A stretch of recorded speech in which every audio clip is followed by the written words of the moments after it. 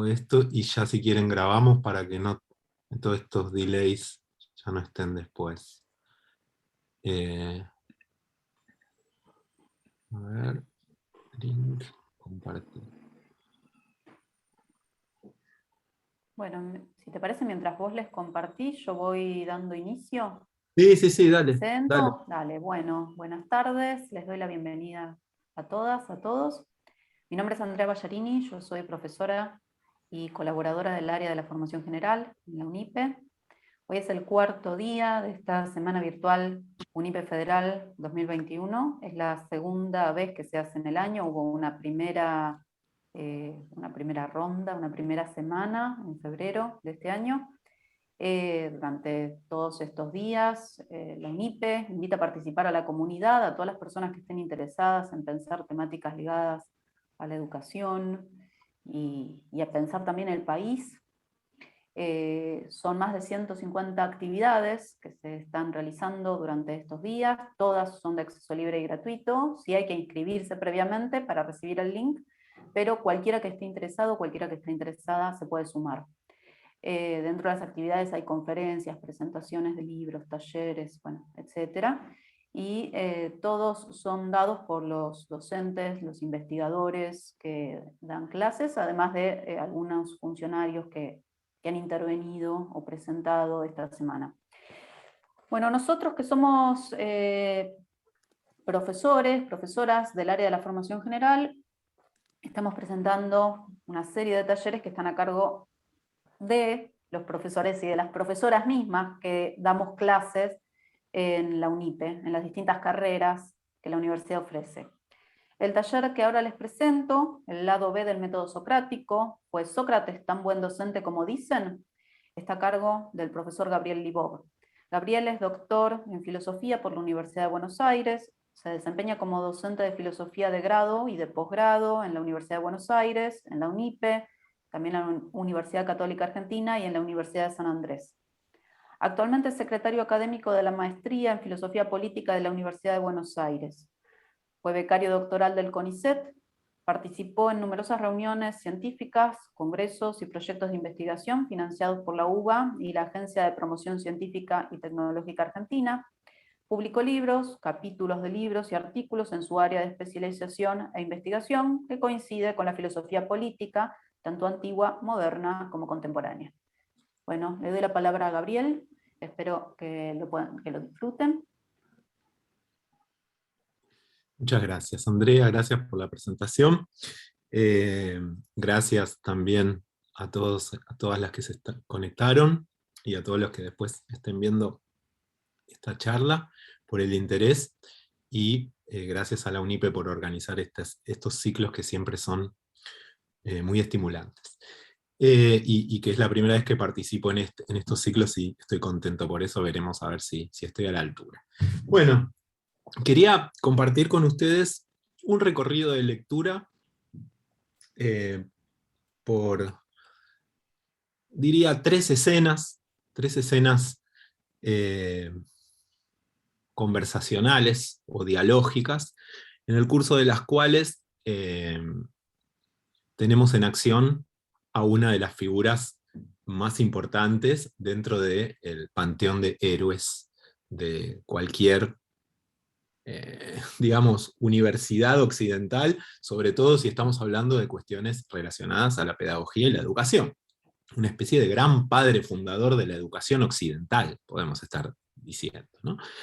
Y por lo tanto, siempre está bueno ir a revisar algunas de las estrategias de este sujeto, sobre todo a la luz de algunos problemas contemporáneos, o algunas características contemporáneas que o en donde está jugando la relación de enseñanza-aprendizaje y en función de la cual podemos hacer o podemos instalar algunas preguntas con el fin, con el propósito de provocar al pensamiento, ¿no? Que era un poco a lo que se dedicaba este gran filósofo ateniense, probablemente el que inventó todo esto, el culpable de todo esto, ¿no? Probablemente. De hecho, todo se divide en antes y después de Sócrates, ¿no? Los presocráticos son todos los que estaban antes de él, y como si no importara mucho. Son todos los que hicieron más o menos lo que hizo él, se pueden considerar filósofos, ¿no? Y enseñantes también. Lo que está en cuestión, entonces, es la posibilidad de interactuar en un diálogo con textos de la antigüedad, que les compartí ahí en un link de Drive, en el chat. En caso de que se suba después a YouTube, podemos facilitar también algún tipo de link para el archivo. En el archivo que les comparto están las fuentes, que vamos a estar más o menos revisando rápido. Después lo pueden ver con más detenimiento si tienen ganas después de la charla, ¿no? Y en base a eso, seguir conversando. La dinámica que yo había pensado es una exposición relativamente breve y después una conversación, ¿no? Ponernos a dialogar y ponernos a pensar después de haber lanzado algunos disparadores, ¿no? Para esa discusión, y aceptando cualquier otro disparador que ustedes quieran proponer, por supuesto, ¿no? Lo que salga de la interacción. Bien, creo que no me olvido de nada más de los anuncios iniciales. Me gustaría arrancar con la primera de las escenas que les traje como para compartir, que es una escena más bien mitológica, ¿no? Donde no es un texto de Platón, ni es un texto antiguo donde esté Sócrates, sino que es un poema de un escritor argentino. A ver si lo puedo compartir. Sí, acá tengo. Un momento.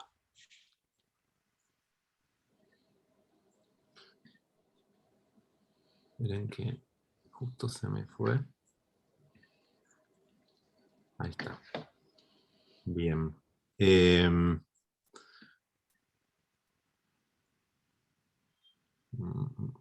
momento.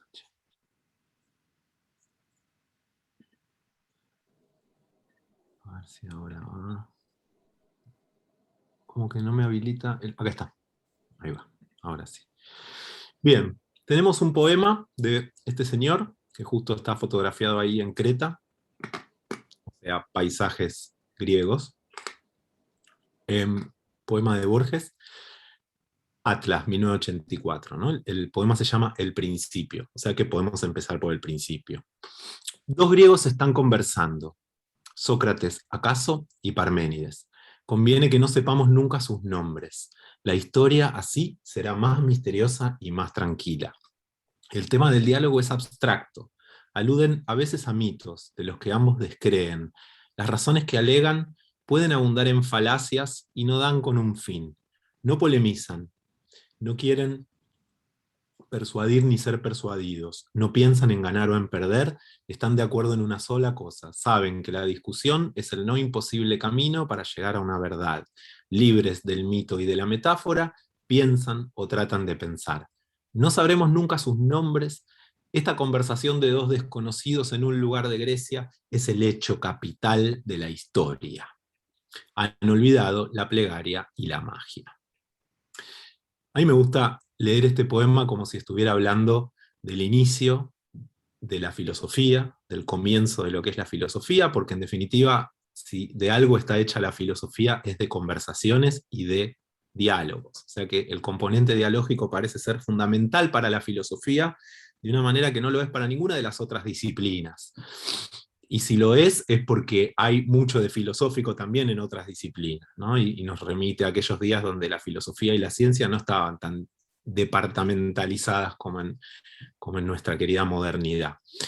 La idea entonces es poder armar un pequeño dispositivo conversacional también acá, donde podamos relacionarnos acaso con Sócrates. Me gusta mucho esto del poema de Borges.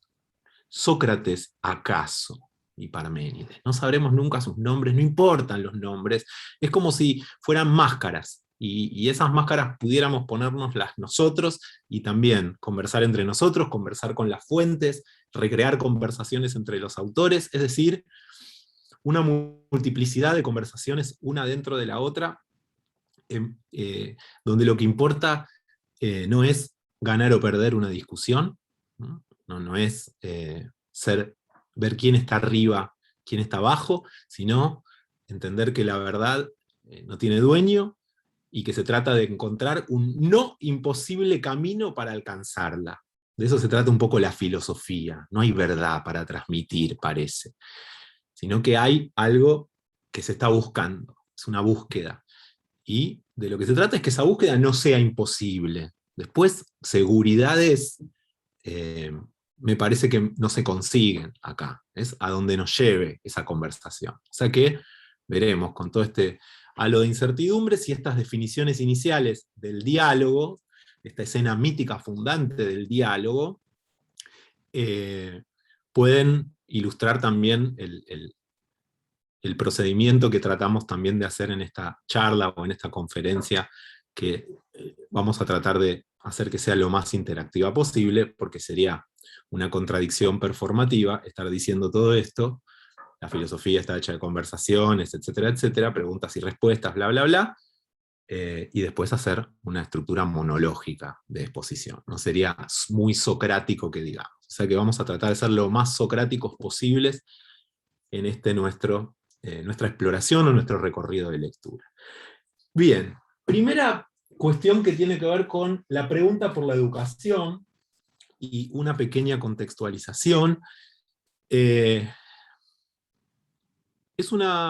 un problema tan antiguo como la humanidad, podríamos decir, desde que la humanidad comienza a ser humanidad, y después vemos qué sería humanidad, pero no podemos preguntarnos todo, vamos a partir de que ya más o menos sabemos qué es la humanidad, más o menos sabemos qué son las humanidades, y entonces parece que el tema de la educación, de la formación, de la transmisión, de la enseñanza, del aprendizaje y de la cultura, es tan viejo como la humanidad. Y entonces, quizás sea interesante decir por qué nos parece interesante ir a Sócrates, ¿no? En el siglo V a.C., que fue la época en la que Sócrates hizo todo lo que hizo, se trataba de un asunto muy urgente y se relacionaba con la emergencia de nuevos perfiles de sabios, ¿no? Que venían a discutir el saber tradicional y a instalar algunas dudas o preguntas que hacían necesaria toda una reevaluación de muchas de las convicciones generales, ¿no? En griego educación se dice paideia, educación, formación y también cultura, o sea que es parte de la misma palabra. La mejor traducción para esto en UNIPE para nosotros es formación. En alemán se dice Bildung, y tiene que ver con eso, con el problema de la formación. En el siglo IV, que es cuando se escribieron los textos sobre Sócrates, ustedes saben que Sócrates no escribió, se negó a escribir, pero hubo gente que por suerte sí escribió. En el siglo IV, les decía, llegó a ser incluso un género literario, esto de Sócrates hablando, preguntando, y ciertas personas siendo interrogadas por él. Y un género que terminó siendo casi como un boom editorial.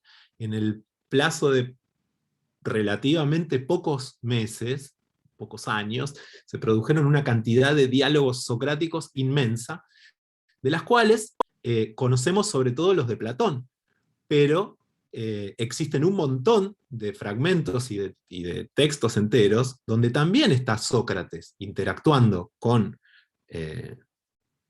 alumnos, en relaciones de transmisión o de formación, y no están escritas por Platón. O sea que Platón fue el que pasó el que recibió toda la gloria, pero no fue el que inventó el género. Era un género literario, se llamaba logos socráticos, ¿no? Diálogos socráticos o discursos socráticos, que consistía en reproducir lo mismo que hacía el maestro, ¿no? Y esto es lo que se conoce como el método socrático, que antes hablábamos con Laura, ¿no? A mí me gustó poner método entre comillas, o problematizarlo. ¿Qué quiere decir que es un método? ¿O qué implica? Que lo que hace Sócrates tiene que ver con una metodología, sobre todo lo que nosotros entendemos por metodología, eso lo podemos ver después, pero para el siglo IV, les decía, el asunto de la educación, o la pregunta por la educación, es urgente, y es verdaderamente muy compleja, y principalmente a partir de la condena y de la muerte de este personaje que hoy nos convoca. Una muerte que no fue natural, como sabemos, sino que instala la pregunta de cómo trazar esa delgada línea que existe entre formar a los jóvenes o deformarlos, corromperlos. Si recuerdan, uno de los cargos que recibe Sócrates es corrupción de la juventud. Uno de los 3 cargos por los cuales la polis lo condena a muerte, ¿no? Y lo ejecuta. Dentro de el círculo de los socráticos, vamos a hablar así, del cual está Platón, pero también está Jenofonte, y también hay muchos otros autores, menos conocidos, los socráticos se aplican especialmente a pensar este tema. Casi que uno diría que las primeras reflexiones sobre la educación se dan en el círculo de los socráticos, de una manera que en el saber griego anterior estaban apenas esbozadas. ¿Y por qué se dan especialmente entre los socráticos? Y porque en el 399 a.C., la fecha en que Sócrates fue ejecutado, junto con la condena de Sócrates, fue condenada toda una generación intelectual de discípulos de Sócrates que tenían que estar explicando, justamente en sus diálogos, que lo que estaban haciendo no era corromper menores, sino proponer un programa de formación distinto, ¿no? Para esos menores, para esos niños, para esos paides. Paideia viene de niño, formación de niños. Donde el programa educativo que estaba disponible era, o se hacía bajo la imitación del modelo de lo que hacía el maestro. Entonces, era especialmente importante para todos estos escritores de diálogos socráticos que haya razones de peso para poder diferenciar a quienes se ocupaban de verdaderamente formar a las nuevas generaciones, y quienes estaban encargándose de llenarles la cabeza de ideas perniciosas, ¿no? Negativas, que los llevaban a pelearse con sus propios padres. Existen muchas anécdotas de socráticos que se van de su familia, porque se vuelven fanáticos de Sócrates. Se generaba como una especie de gran intensidad alrededor suyo, y había conversiones, ¿no? Muy parecido a Sócrates y Cristo. Tienen muchísimos paralelismos, después podemos discutir sobre esto, ¿no? No escriben, siempre sabemos de ellos a través de otros, tienen frases muy similares, tienen una manera de ver el mundo también bastante parecida, entonces podemos después explotar esas analogías en nuestra conversación posterior. Ahora, especialmente dentro del panorama del siglo IV, la pregunta por la educación también es importante porque es la época de la fundación de escuelas. Esto es un fenómeno que en Grecia no existía antes. No había escuelas en el sentido, por ejemplo, de la Academia de Platón. Y probablemente esta idea de decir esto es filosofía y no sofística, o sea, la primera intención de definir a la filosofía como una práctica que se distingue de lo que hacen los retóricos, de lo que hacen los sofistas, de lo que hacen los poetas, de lo que hacen los adivinos, o de lo que hacen otras figuras de sabios disponibles en Grecia en aquella época, probablemente tenga que ver con la intención platónica de fundar, una intención fundacional, fundar una escuela, y decir qué es lo que se va a enseñar acá, cómo se va a enseñar, cuáles van a ser los modelos, y cuáles no. Toda fundación es una exclusión, si ustedes quieren. Entonces, para fundar hay que excluir. Y entonces, lo que está haciendo Sócrates, y todos los socráticos con él, es excluir alternativas de sabidurías y de transmisiones de saberes y de relaciones de enseñanza-aprendizaje que consideraban que ya no tenían sentido en una sociedad como la ateniense de aquella época. ¿no? Vamos a centrarnos en Atenas, sobre todo porque en esta época es especialmente un caso especial de Grecia, ¿no? Yo no generalizaría lo que pasa en Atenas al resto de las poleis, al menos de Grecia. Voy a dejar de ser tan detallista con algunas cuestiones de contexto, ¿sí?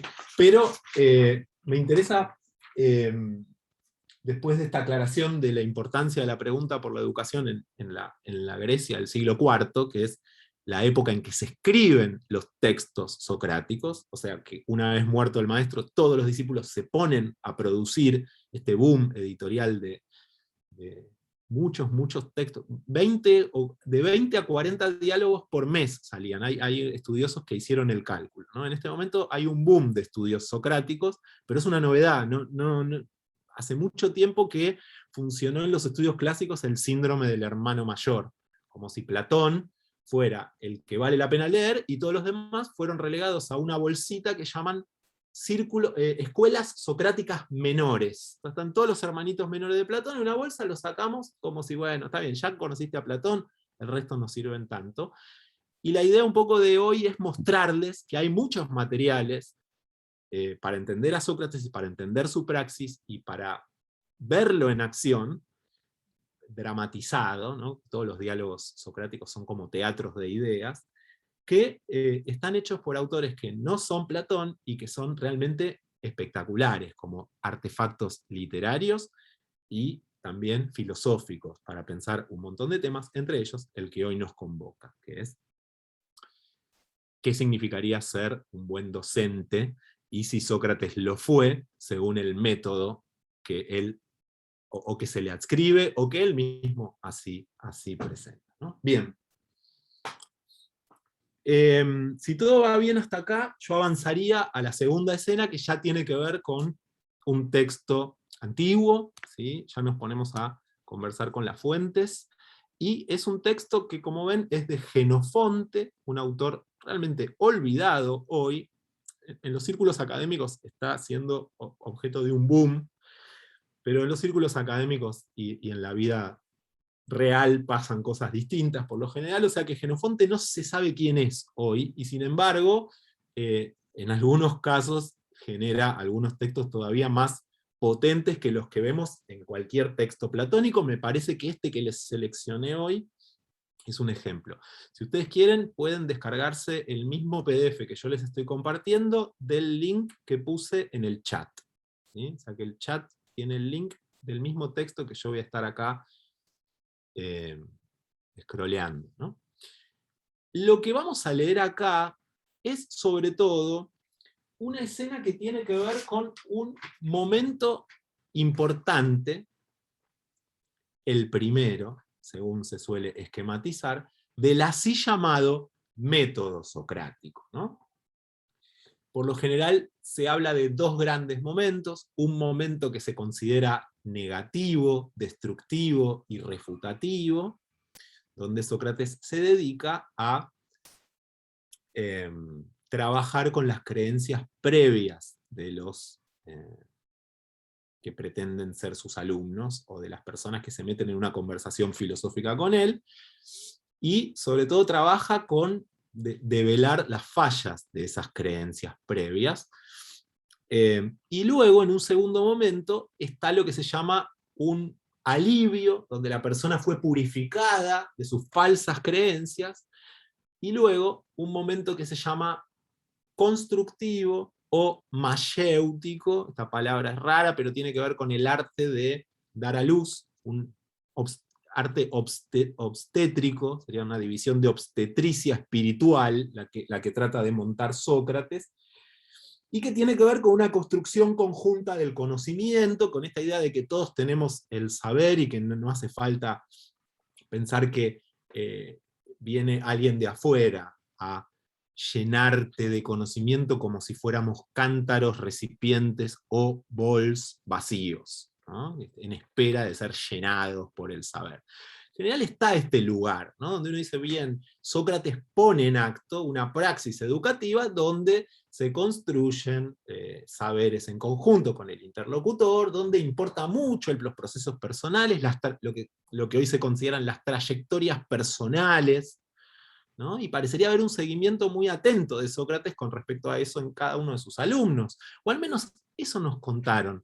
Yo les voy a mostrar algunos textos donde eso no sucede, y donde sucede prácticamente lo contrario, es decir, donde hay un Sócrates dedicado a destruir los saberes previos y las creencias previas de la persona que se está disponiendo a transmitir o transmitirle sus saberes, es decir, a formarlo.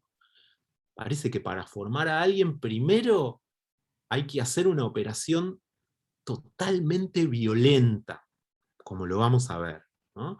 Parece que hay algo así como un momento de eh, fuerte, eh, fuerte problematización, ¿no? Parecería ser muy importante para el así llamado método socrático. Yo digo todo el tiempo así llamado para no confundirnos con que el método de Sócrates es como si fuera una especie de protocolo o un algoritmo o algo estandarizado que se puede aplicar de una manera totalmente codificada, ¿no? Como si no fuera necesaria toda una especie de gran inteligencia de lo singular para poder llevar adelante algo así como este proyecto de Sócrates, ¿no? Ahora, la pregunta acá sería, en función de lo que vamos a leer, ¿hay acá un proyecto? ¿Cuál sería? ¿No? ¿Y cuál sería el nombre de esta violencia? Y para ser más concretos, vamos a analizar esta escena. Ya les decía, 4.2 es el libro cuarto, capítulo 2 de los recuerdos de Sócrates, son anécdotas que compila Genofonte, y esta es especialmente interesante para el tema que nos convoca. Miren lo que dice acá en el numerito 2. Nos vamos a ir guiando por también los numeritos que están al costado. Dice, voy a explicar ahora, dice Genofonte, cómo se comportaba Sócrates con los que creen que han recibido la mejor educación y se enorgullecen de su sabiduría. Se había enterado, Sócrates, le llegó la noticia, de que el bello Eutidemo había reunido una gran colección de escritos de los poetas y sofistas más famosos, y a consecuencia de ello, pensaba ya que se destacaba sobre los jóvenes de su edad en sabiduría, y tenía las mayores esperanzas de aventajarlos a todos en capacidad de hablar y de actuar. Esto le llega esa noticia a Sócrates. Lo primero que hizo Sócrates, al enterarse de que Eutidemo era joven y todavía no lo dejaban ir al ágora, o sea, al mercado donde todas estas conversaciones solían tener lugar, y que entonces, cuando quería ocuparse de algo, iba a una guarnicionería, eso es una talabartería, un lugar donde se hacen cueros o cosas de cuero.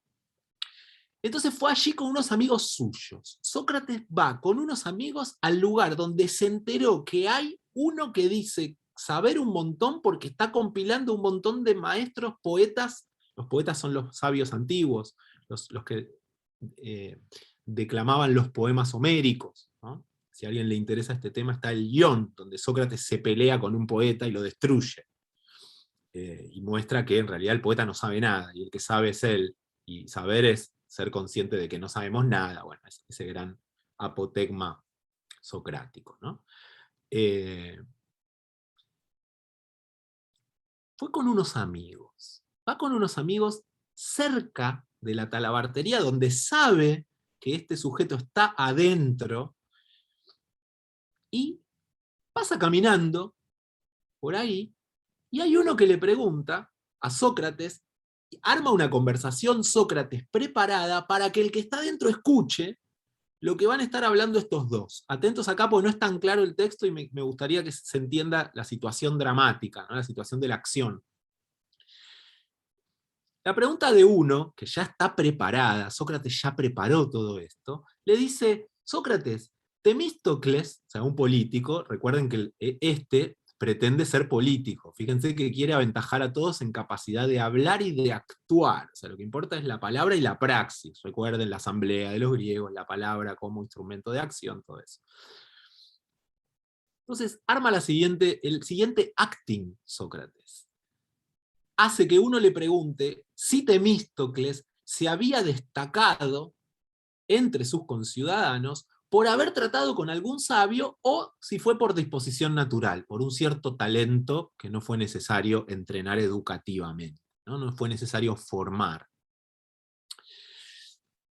Sócrates, que quería provocar a Eutidemo, fíjense acá está muy claramente dicho, es un momento totalmente provocativo de Sócrates, dijo que era una simpleza, o sea que había que ser tonto, más o menos, para creer que en las artes de poca monta no se llega a ser importante sin la ayuda de maestros eficaces. Entonces, le responde Sócrates a su amigo, le dice, perdón, pero la pregunta que me haces es muy tonta, porque la verdad que es de necio creer que te podés destacar en algo sin tener maestros eficaces. Piensen que toda esta conversación está dirigida a ese que está adentro de la talabartería para problematizarlo, para atraparlo, para atraerlo hacia sí. Y entonces, como la función más importante entre todas, que tiene que ver con el gobierno de la polis, puede surgir espontáneamente en los seres humanos, ¿no? ¿Cómo es eso? Por naturaleza ya sabemos cómo hay que gobernar y cómo destacarse en la capacidad de actuar y de hablar. Y eso es todo. Esa fue toda la escena. Y se va. O sea, le tira ese anzuelo y se va. Ahí no, el texto no nos dice más nada. Perdón, ¿no? Ahí se ve. Termina ahí esa anécdota. Armó ese acting para dejarlo como con ese pinchazo. ¿Vieron? Hay una metáfora en la propia Apología que habla de Sócrates como un tábano. ¿Vieron qué molestos que son los tábanos? Sobre todo en verano, y si uno se va a algún lugar con alguna lagunita, los tábanos son muy, muy feos, las mordeduras de tábano. Bueno, Sócrates es lo mismo. Quería morderlo, quería chicanearlo, quería atizarlo, provocarlo, agredir, es una agresión, se está burlando de él, a propósito y gratuitamente. La persona no hizo nada, lo único que tenía ganas es de destacarse en algo que la manera de destacarse era esa, juntar opiniones clásicas de sabios o reputados sabios de ese momento. Primero los poetas, los antiguos sabios que declamaban oralmente los poemas homéricos, y después estos nuevos sabios que se llaman los sofistas, maestros de retórica, de convencer, de persuadir a los demás. Eso que se supone que, decía Borges, la filosofía no está preocupada inicialmente por hacer, ¿no? Sino que es el no imposible camino para buscar la verdad, no para ganarle una discusión al otro. Ahora, en esto que leemos de Sócrates, no parece estar actuando esa definición de filosofía. Parece que en realidad lo que quiere hacer es ganarle al otro, mostrarle su superioridad. Todo esto es una ostentación de superioridad por parte de Sócrates. En otra ocasión, o sea, pasa esa escena y sigue Sócrates, en la que Eutidemo estaba presente y viendo que rehuía la compañía y evitaba dar la impresión de admirar a Sócrates por su sabiduría, le dijo, o sea, otra vez pasa por ahí y habla entre sus amigos y se refiere directamente a él ahora. Dice, es evidente, amigos míos, que una vez que haya alcanzado la edad, Eutidemo, aquí presente, por su manera de conducirse, cuando la ciudad proponga no sé qué, no se abstendrá de dar un consejo. Y seguramente tiene un hermoso discurso preparado donde diga, ciudadanos atenienses, nunca aprendí nada de nadie. Y a pesar de ello, os aconsejaré lo que se me ocurra espontáneamente. ¿No? Es totalmente burlón. Acá lo hice más corto, ¿no? Pero ya lo van a... Es una burla, sigue burlándose de él, ¿no? Un proemio de este tipo también sería adecuado para los que pretendieran obtener el cargo de médico en la ciudad. Imagínense que además de un político viene un médico que dice, hola ciudadanos, nunca aprendí de nadie el oficio de médico, ni intenté tener como maestro a ningún médico. He pasado la vida evitando no solo aprender de los médicos, sino incluso dar la impresión de haber aprendido este oficio sin necesidad de maestro, ¿no? Y a pesar de ello, dadme el cargo de médico, que yo intentaré aprender experimentando con vosotros. Se nota lo ridículo de este discurso, ¿no? Lo mismo que no estaríamos dispuestos a que vengan a gobernarnos políticos que se van a dedicar a aprender a gobernar mientras nos gobiernan, tampoco estaríamos dispuestos a que vengan médicos que se van a dedicar a aprender a ser médicos mientras ejercen la medicina. todo caso, si están aprendiendo a ser médicos, que todavía no sean los médicos, pero si no están aprendiendo, o sea, y niegan y rechazan la educación como fuente de saber, bueno, parece que es ridícula la situación. Fíjense cómo sigue. Todos los presentes se echaron a reír.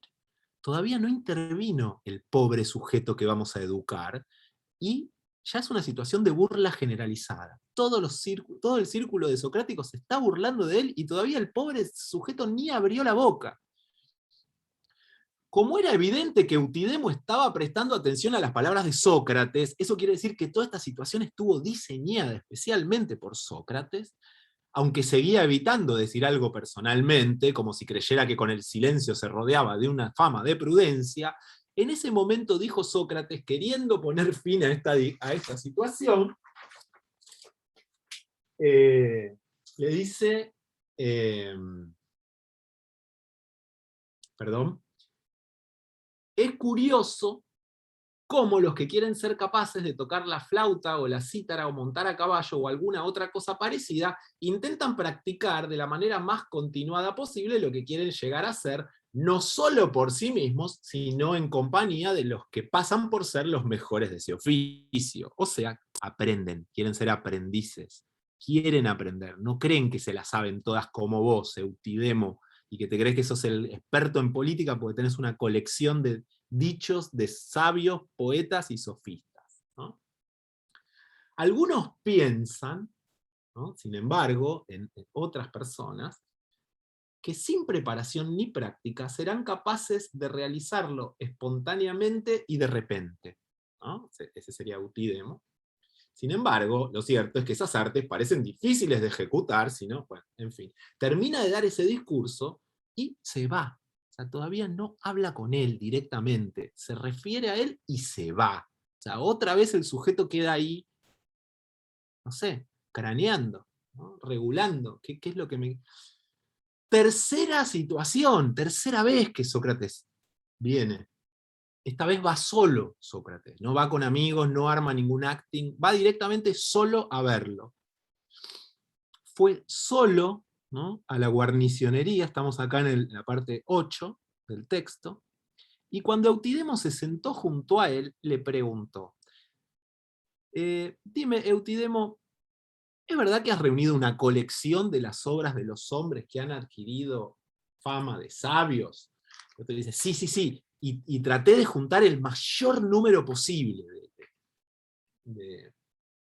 Entonces le dice, oh, pero qué bien, las sentencias de los sabios enriquecen con la virtud a quienes las poseen. Empieza como a endulzarlo, empieza a decir, oh, qué bueno lo que hiciste, qué bárbaro, qué maravilloso que sos. Y para esto, vos querés ser bueno, parece, ¿no?, en algo, porque estás tratando de mejorar. ¿Y bueno en qué querés ser? ¿Querés ser médico? ¿Querés ser geómetra? ¿Querés ser arquitecto?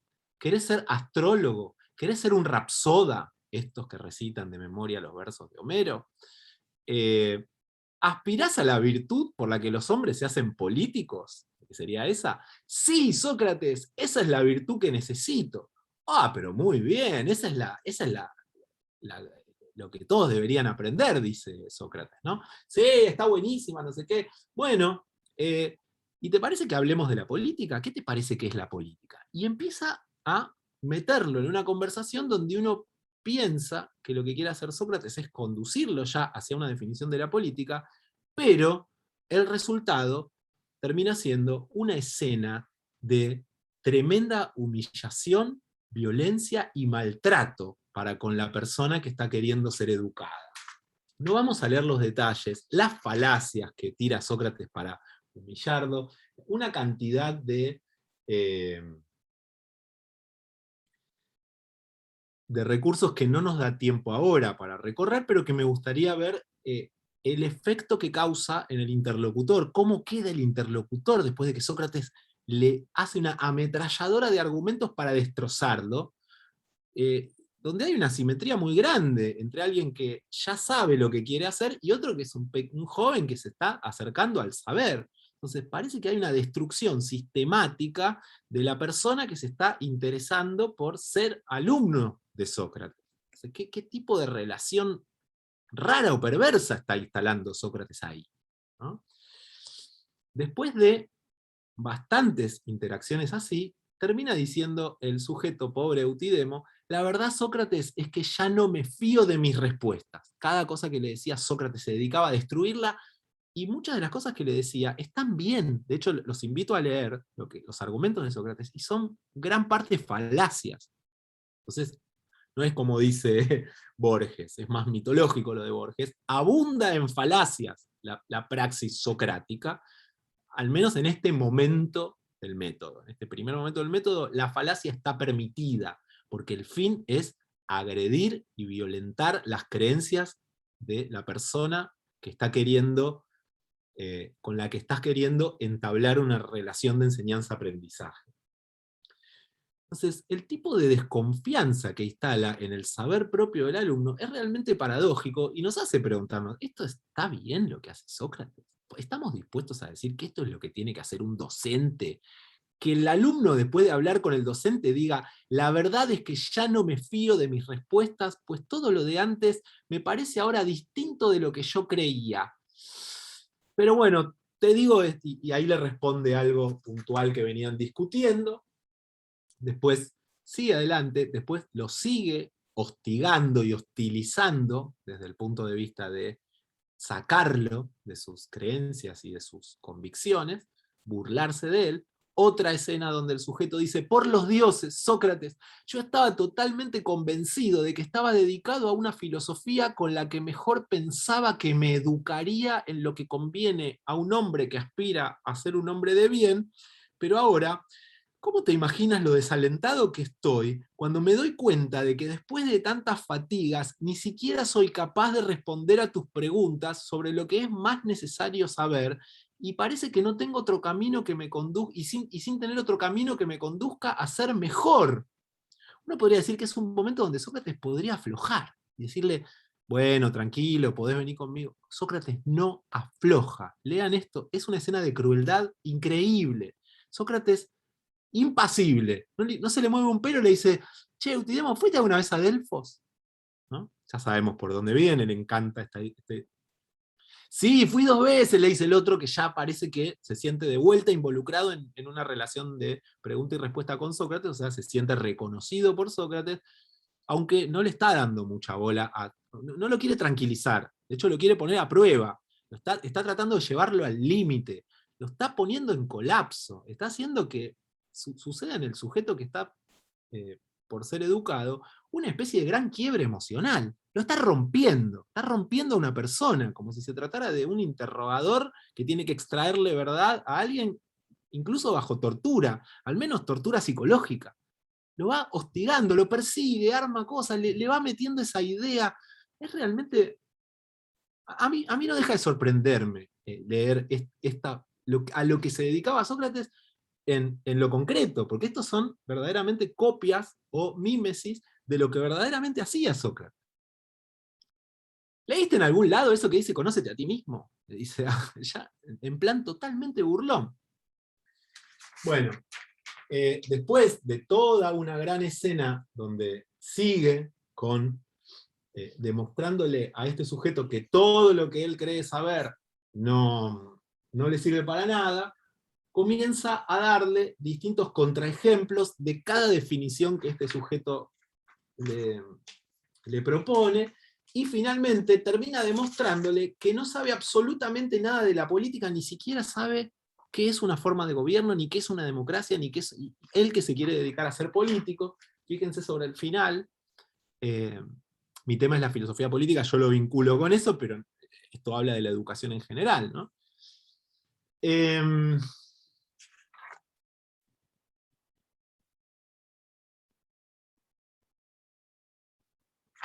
Dice: tal vez, dijo Sócrates, por tu excesiva confianza en saber estas cosas, no las meditaste suficientemente. Y lo que está discutiéndole es qué es el bien, en qué consiste la felicidad. ¿Vos querés hacer felices a los seres humanos? Bueno, ¿y qué es la felicidad? Uy, nunca lo pensé, qué desastre, no sé qué. Bueno, tenés que pensarlo si vos querés ser político, ¿no? Bueno, es evidente que no sabés todo eso, pero al menos sabés que es una democracia, ¿no? Decime que es una democracia. A ver qué es una democracia. O sea, baja a hacerle una pregunta que si no la sabe responder, parece que no sabe nada, y de que todo lo que creyó saber no sabía. Eh, ¿Podemos saber qué es una democracia sin saber qué es un pueblo? No. Bueno, ¿qué es el pueblo? Yo creo que sí. Son los ciudadanos pobres. Ah, ¿y quiénes son los pobres? Bueno, sí, lo sé. ¿Cómo no ibas a saberlo? ¿Sabes también quiénes son los ricos? Sí, tanto como quiénes son los pobres. ¿Y a quiénes llamas pobres y a quiénes ricos? Bueno, son pobres los que no tienen bastante para pagar lo que deben y ricos los que tienen más de lo suficiente. Sócrates lleva eso al absurdo y termina mostrándole que esa definición no sirve para definir ni democracia ni oligarquía, o sea, los regímenes donde los pocos gobiernan, o los regímenes donde los muchos gobiernan, riqueza y pobreza parece que no alcanzan. Y después de todo,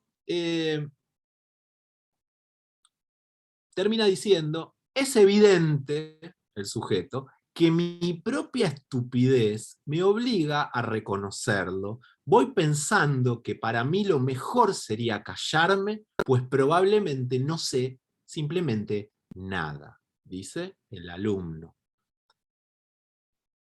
Y se marchó completamente descorazonado, despreciándose a sí mismo y convencido de que en realidad era un esclavo. Fin del relato, pasa a otra anécdota. Entonces, ¿qué fue este relato? Eran muchos de los que habían sido puestos en semejante discusión. Bueno, sigue hablando de este tema, pero deja este punto. Uno dice, ¿cuál fue la función de esto? Digamos, y si esto que acaba de describir se ve en otros textos, y mi intención es decirles que se ve, no lo vamos a hacer ahora porque si no corro el riesgo de una exposición monológica, ¿no? Para algo que tenía la intención de ser conversacional, pero les incluí este texto que es el Eutifrón, que es de Platón, y donde lo que se ve es lo mismo, la misma escena, que sería una escena de absoluto desconocimiento del valor de cualquier respuesta que le dé su alumno y un intento de Sócrates de pautar él todos los sentidos de los conceptos que están en juego, sin asignarle a su interlocutor alumno ningún lugar de positividad. Entonces, de la mano de... Ahora instaló la pregunta y cerramos la exposición. Solamente era para mostrarles esto, ¿no? En todo caso, por ahí podríamos leer la parte final. En la parte final es realmente angustiante, porque en esta escena, les cuento rápido de qué se trata el Eutifrón. Sócrates sale de tribunales cuando se entera que es la acusación de corrupción de menores, de no creer en los dioses y de... no me acuerdo la tercera, pero bueno, lo dejamos ahí. Y se cruza con otro que le dice, ¿y vos, Sócrates, por qué viniste? Bueno, porque me acusaron de eso, de corromper a la juventud. ¿Y vos por qué venís? No, yo vengo a acusar a mi padre de homicidio. ¿No? Entonces, upa, bueno, a ver, contame un poco más. Y empiezan a contarse por qué están ahí, y en definitiva terminan hablando de los dioses, ¿no? ¿Qué sería la piedad para con los dioses? Porque Eutifrón parece ser un ser humano muy religioso, una especie de sacerdote o adivino o algo así, y terminan discutiendo en torno a lo que significa ser piadoso. Recuerden que otra de las acusaciones de Sócrates era no ser piadoso, o sea, no tener respeto hacia los dioses. Entonces, es muy importante para Sócrates quizás saber lo que es la piedad. Se lo pregunta, a ver, ¿y qué es la piedad? ¿Me lo puedes decir vos que sos experto, que vos que sabés tanto de cosas religiosas? Bueno, lo que se da acá es otro diálogo donde Sócrates no escucha a su interlocutor, no le importa nada de lo que dice su interlocutor, o mejor dicho, solo le importa de su interlocutor esas ideas que él puede confundir, hacer aparecer como contradicciones y utilizarlas como vehículos de desarmar emocionalmente a su, diría, contrincante. Me salía casi decir contrincante cuando estamos hablando de un alumno. Quiere desarmar y destruir emocionalmente a su alumno. Digo, ¿no sería ocasión o no sería el momento de cancelar a Sócrates? ¿No sería el momento, ya que está la cultura de la cancelación, ¿por qué no cancelamos a este? ¿No es el más tóxico de los tóxicos? ¿Qué está haciendo Sócrates? ¿Por qué hace esto? ¿Qué ventaja educativa tiene esto? ¿No? ¿Dónde está la construcción dialógica del conocimiento? ¿Dónde está el Sócrates que hace dar a luz a cada uno su propia verdad sin necesidad de él mismo? Parece ser más bien, más que un obstetra, una máquina de fecundación, donde él extrae lo que él mismo sembró, ¿no? Algo así bastante perverso en el fondo. Les leo una opinión de Walter Cohen, no sé si lo conocen, pero es un referente para mí en lo que es en general educación en filosofía. Si no lo conocen, se los recomiendo especialmente. Él se dedica a filosofía con niñes, y entonces es súper importante todo lo que él dice. Y dentro de su lectura, que yo siempre estoy muy atento a lo que dice Sócrates, porque es un fanático de Sócrates, ha escrito siempre sobre Sócrates, y él detectó un problema que nadie lo vio, y lo vio Walter Cohen, y es argentino, está en Brasil ahora, pero... En el Eutifrón, estoy leyendo a Cohen, Sócrates no cumple con una condición que establece en su método educativo, y es que parece saber el camino desde el inicio. Él ya sabe el camino, no es el no imposible camino hacia una verdad que vamos descubriendo juntos, sino que él ya sabe todo, él sabe todo el camino, y no le importa escuchar lo que le dicen sus interlocutores. No sale de su lugar, no se mueve de su lugar, está broquelado en su lugar, o sea, no es un docente con capacidad de escucha y de insight, de reformulación y de revisión de su rol, para nada, no le importa para nada todas esos códigos de conducta que estamos adecuados a considerar como propios de un buen docente, e insiste en sacar de la senda que otros transitan sin disponerse él mismo a revisar la suya. Descalifica toda respuesta que no se encuentre dentro de su propia respuesta. Lo único que admite es cuando le dicen, sí, Sócrates, buenísimo, Sócrates, eres un grosso, Sócrates, eres el mejor. Si no, no admite nada. Y más aún, desconsidera toda pregunta que no esté dentro de las que pretende consagrar para el pensamiento. O sea que si una pregunta no es ¿qué es la piedad?, que es la pregunta favorita de Sócrates, como saben, ¿qué es X?, donde X es un universal, y él trata de instalar las herramientas lógicas de la definición, y sus interlocutores ni se enteran.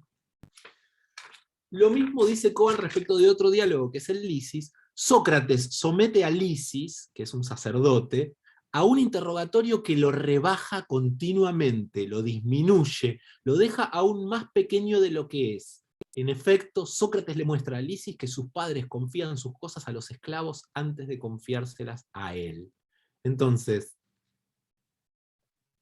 a partir de estas palabras de Cohen, yo quise darle un poco más de potencia a la pregunta con algunos ejemplos concretos de la praxis de Sócrates, pero son solo algunos. Si ustedes van a los diálogos de socráticos, a los diálogos así llamados socráticos de Platón, y a otros diálogos socráticos que no son de Platón, como estuvimos diciendo, todo el tiempo Sócrates ejerce una violencia muy grande con cualquiera que se predispone a entrar en relación de formación con él. ¿Sí? Como si fuera parte de una estrategia premeditada. Y entonces me parece que estaría bueno saber qué es lo que pretendía, o por qué esa estrategia podemos considerarla buena en caso de que estemos hablando de un buen docente. Justifiquemos que es un buen docente diciendo por qué toda esta violencia y este maltrato, estas burlas, estas escenas, estos actings de desprestigio, empequeñecimiento, destrucción y llevar al colapso, al rompimiento, al estado emocional de su alumno, bueno, son prácticas que deberíamos imitar como docentes, ¿no? Porque parece que la propuesta de los diálogos socráticos es imiten en lo posible a Sócrates porque así vale la pena enseñar. Hay un testimonio muy interesante de Alcibíades, notable de Alcibíades. Alcibíades fue un alumno famoso de Sócrates, que fue político finalmente, y que aprendió todo lo que sabía con Sócrates. Esto está en el banquete, y pretende ser lo último que voy a leer, ¿sí? Y con eso nos ponemos a conversar y a tratar de ver qué hacemos con todo esto, ¿no? No voy a formular soluciones en el sentido de resolver esto, sino que la idea es instalar preguntas y discutir a ver para dónde vamos. Pero déjenme marcarles el pasaje, porque esto no lo pude llegar no sabía si leerlo o no, pero ahora me doy cuenta de que puede ser importante. Banquete, otro diálogo de Platón muy famoso, conversaciones sobre el amor, por parte de personas que están en pedo, disfrutando de la vida, y charlando filosóficamente. Miren lo que dice en un momento Alcibíades, cuando lo ven entrar a Sócrates después de un rato de haber estado conversando, le dice él a Sócrates: tú, Sócrates, te diferencias de, bueno, un músico famoso que encantaba a todos los que lo escuchaban.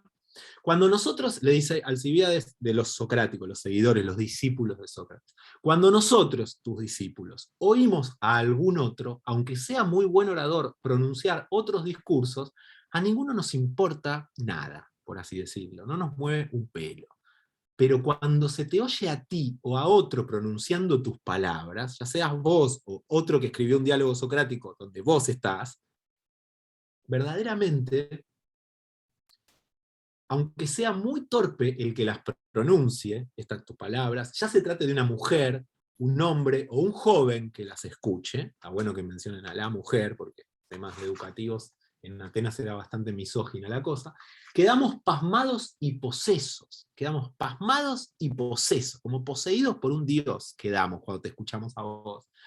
Yo al menos, señores, si no fuera porque parece que ahora estoy totalmente borracho, les diría bajo juramento, lo dice él, no lo estoy agregando yo, les diría bajo juramento qué impresiones me han causado personalmente sus palabras, y todavía ahora me causan. Efectivamente, cuando le escucho, mi corazón palpita mucho más que el de los poseídos por la música de los coribantes, ¿no? O sea, la música de las ceremonias de Baco y de Dioniso. Perdón, de Dioniso. Las lágrimas se me caen por culpa de sus palabras, y veo que también a otros muchos les ocurre lo mismo, y eso no nos pasa cuando oímos a Pericles y a otros muy buenos oradores. O sea, importante el efecto que está causando Sócrates sobre esta gente.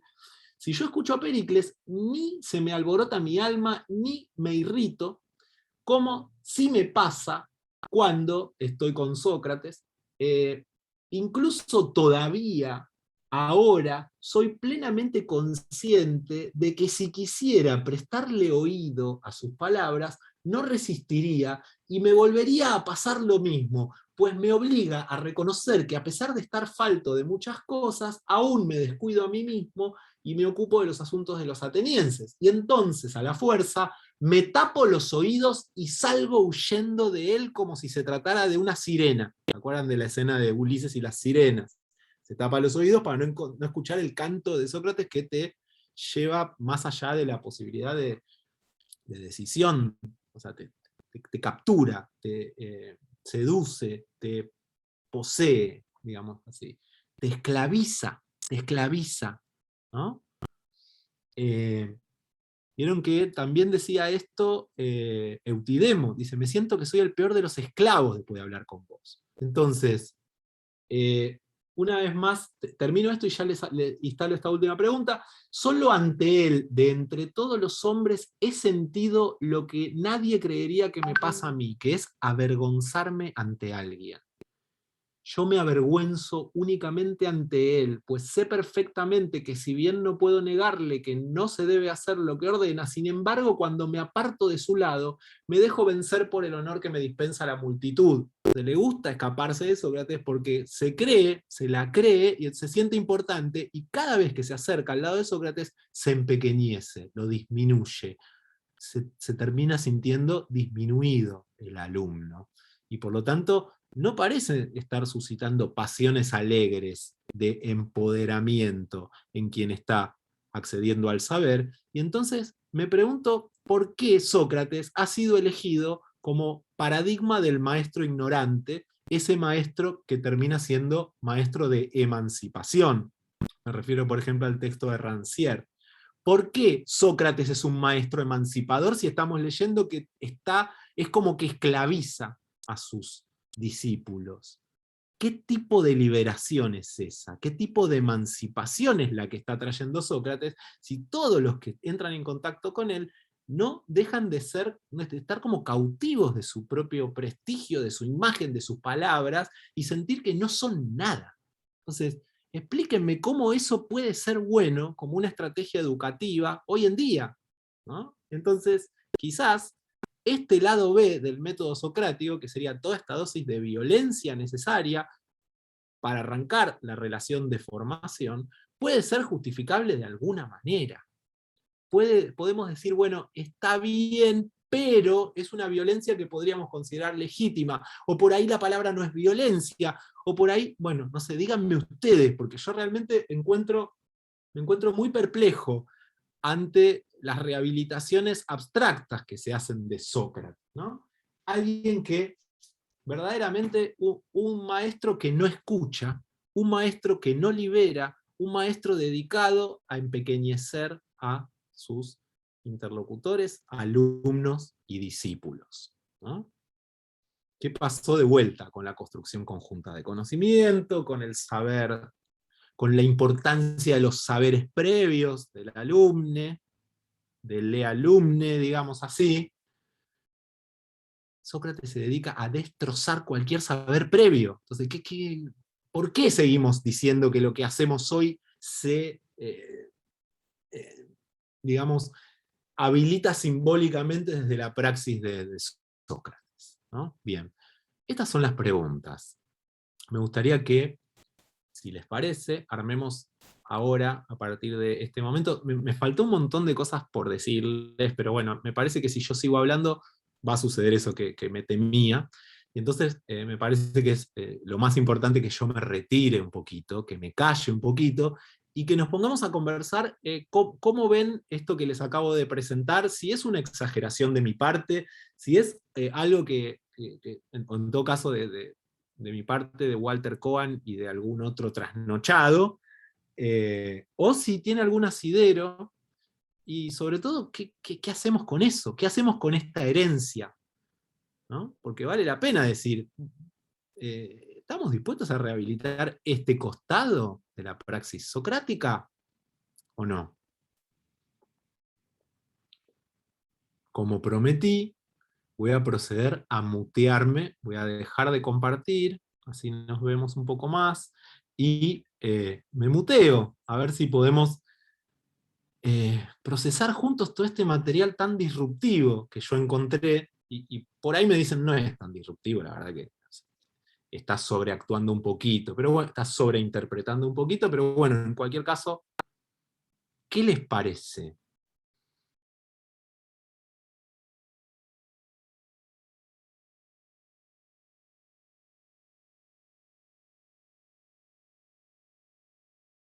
Tengo para anotar, así que yo escucho. Voy a tratar de no ser socrático en esto. Voy a tratar de escuchar lo que ustedes dicen.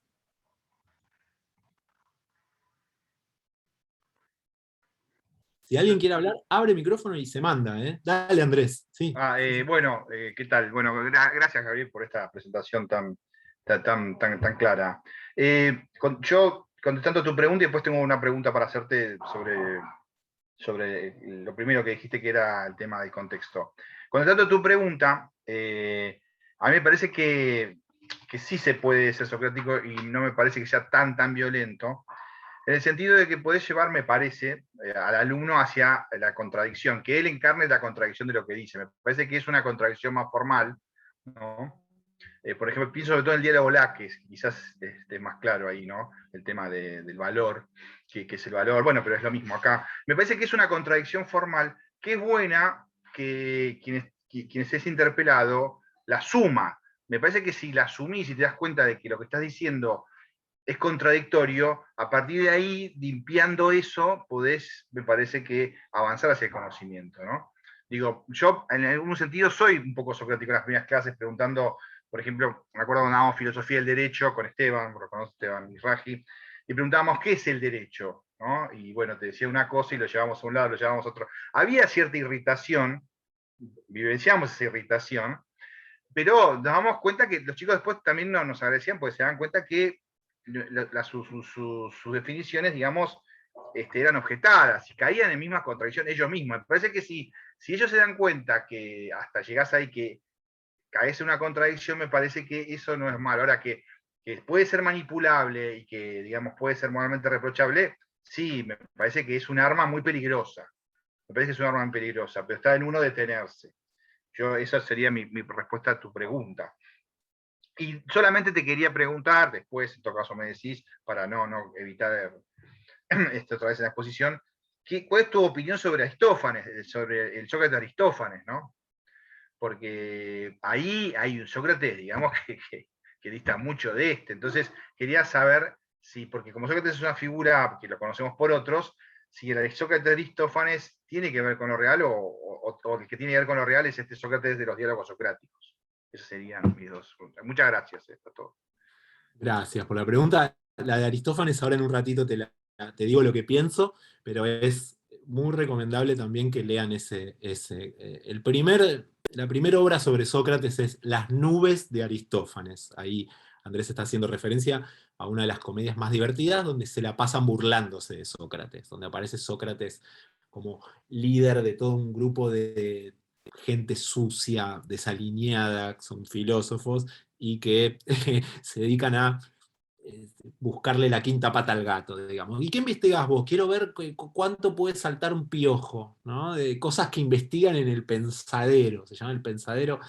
Y la pregunta de quien está llevando a sus hijos al pensadero siempre está la misma pregunta por el valor de la educación. En Aristófanes muy fuerte. Aristófanes era un conservador muy grande con respecto a los nuevos movimientos y veía como una educación muy polémica, esto de enseñar a pleitear jurídicamente, enseñar a ganar discusiones con respecto a la nueva educación sofística, y Sócrates hace eso. Sócrates es un sofista más en las nubes de Aristófanes, ¿no? Les enseña a ganar discusiones. Lo dejamos ahí después como para explicar el contexto de la pregunta, y ahora decimos algo.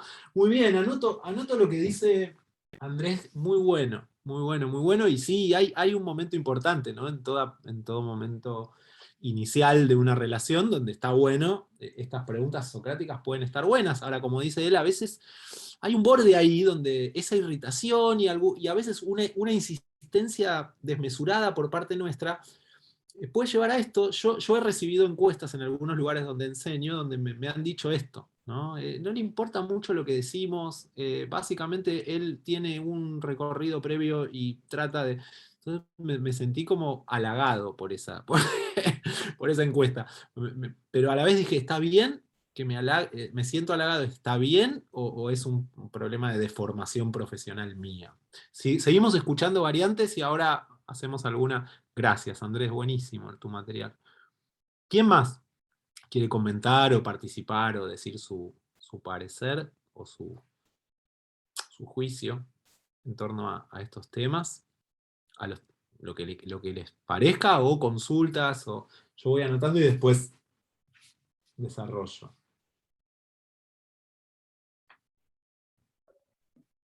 Para mí está bueno sembrar esta controversia, sentirse en jaque en cierta manera, pero también como ver emocionalmente cómo dejas al estudiante. Es como, sí, está bueno ponerlo en duda, cuestionarlo, que se cuestione, pero al mismo tiempo, si queda devastado, no podemos hacer nada. Va a tirar la toalla y no va a seguir construyendo a partir de eso. Entonces es como, bueno, busquemos un equilibrio que está bueno, generarle las preguntas, las inquietudes, pero al mismo tiempo conducir sus intereses reales o guiar un poco, salirse como del libreto y tratar de guiar en tanto a sus intereses particulares, intereses personales, como para generar o sembrar otra semilla de inquietudes, si no va por ese lado. Pero bueno, también yo pienso mucho en la parte emocional, que creo que está bueno, que creo que el darse contra la pared, el cuestionarse, el saber que uno está equivocado a veces está bien, pero no llegar al punto de devastar al estudiante, porque eso tampoco genera, no es productivo a fin de cuentas. Y estamos en un contexto en donde tendemos como a dejar las cosas que no nos van saliendo mucho más rápido. Entonces, no digo de conformarnos y no plantear las contradicciones, sino plantearlas, pero al mismo tiempo fomentar el seguirse replanteando para construir, no para seguir destruyendo todo. No sé si me explico lo que quiero decir. Muchas gracias, muchas gracias. Espectacular. Yo sigo anotando y ahora hacemos una apuesta en común, si les parece. ¿Quién más? Gracias, Belu. Muy bueno. Está bueno porque uno también traen sus ejemplos de sus propias prácticas. Eso es lo más importante. Estamos armando ese dispositivo y si podemos iluminar con esto algo de nuestras propias prácticas, yo creo que esto ya es un golazo. ¿Alguien más quiere participar, poner en común? Dale, Laura, te escuchamos. Bueno, en principio decirte, Gabriel, que vos sos muy vehemente en la transmisión de tus ideas, de tus cosas, y bueno, has montado también tú una escena dramática alrededor de Sócrates, y bueno, la verdad es que está muy bueno meterse en esta trama, ¿no?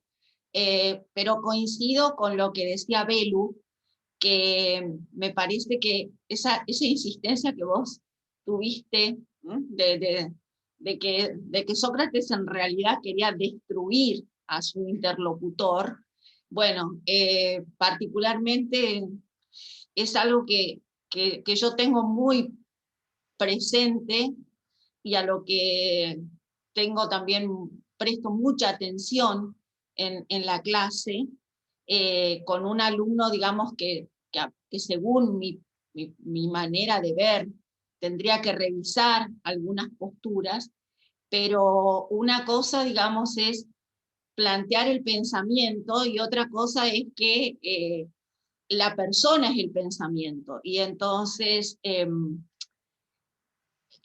creo que el amor a la verdad y el amor a la persona deberían ir por el mismo camino, ¿no? Entonces, en este momento, digamos que, como dice Belu, que hay que cuidar tanto las emociones, me parece que hay que siempre dar junto con la posibilidad de pensar de otra manera, ¿eh? El hecho de lo valioso que es pensar, lo valioso que es buscar otra forma de ver las cosas, de que el pensamiento único no existe, y entonces darle la posibilidad a la persona de seguir cuestionándose y mediante mediante un contexto positivo en el pensar. Y bueno, eso es lo que veo. Muchas gracias, Laura. Sí, Andy, sí, te escuchamos. Me quedé pensando en esto que trae María Laura y que trae Belu respecto del cuidado de lo afectivo, que a veces me pregunto si en aras de cuidar esa afectividad no terminamos haciendo justo lo contrario nosotros con los alumnos. Es decir, esto que decías, solamente, ¿no? Sócrates acepta a quien le da la palmadita en el hombro para no, y nada más. Bueno, a veces si nosotros en aras de cuidar a esa persona y la afectividad, también no hacemos un poquito eso, de decirle sí, sí, está bien, y no entrar en confrontar diciéndole no, eso que estás diciendo no está bien. Me parece que bueno, es también, digamos, para pensarlo en el sentido inverso, digamos, ¿no? Pero bueno, lo traigo así como inquietud, porque es cierto que la cuestión de la afectividad está muy presente, pero bueno, nosotros también tenemos ahí una función que es integral, en el sentido de cuidar lo afectivo, pero también trabajar sobre el conocimiento. Y no es que cualquier opinión vale. No. No todas valen lo mismo, ¿no? No. Entonces, bueno, me preguntaba eso, digamos. Muy bueno, y tiene que ver con estos dos polos. Muy bueno, es esa tensión, ¿no? ¿Qué hago acá? ¿Cuido o confronto?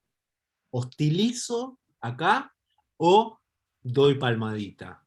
¿No? ¿Y en qué momento lo hago y en qué momento? Por eso esto no es un método. Por eso esto no es un algoritmo y por eso esto de enseñar y aprender, si bien está ese fantasma de que hay inteligencias artificiales que ya dan clase y ya está, y no sé qué, parece ser algo que todavía tenemos que hacer las personas, ¿no? En todo caso tiene que haber un programador muy hábil para esa inteligencia artificial y tiene que ser una inteligencia artificial de esta onda de machine learning. En todo caso nos metemos después en eso. Rosana, ¿querías compartir algo?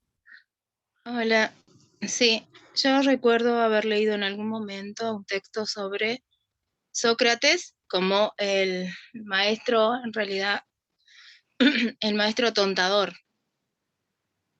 Y hablamos de atontador en tanto que desarma, desestabiliza y es como tirar los conocimientos o tirar todos sus pensamientos al otro y derribar el de los otros.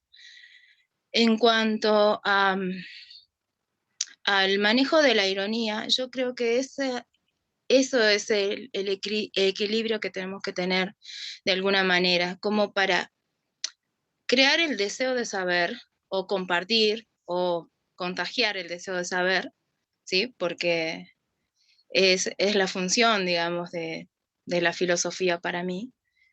Y que bueno, trato de trabajarlo en clase con mis alumnos.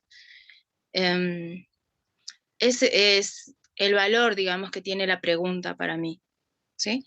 A partir de esas preguntas que después, que tal vez los chicos no se dan cuenta que se están haciendo, o esas preguntas que posibilitan nuevas preguntas. Entonces, es fascinante verlos en silencio y darse cuenta que están pensando.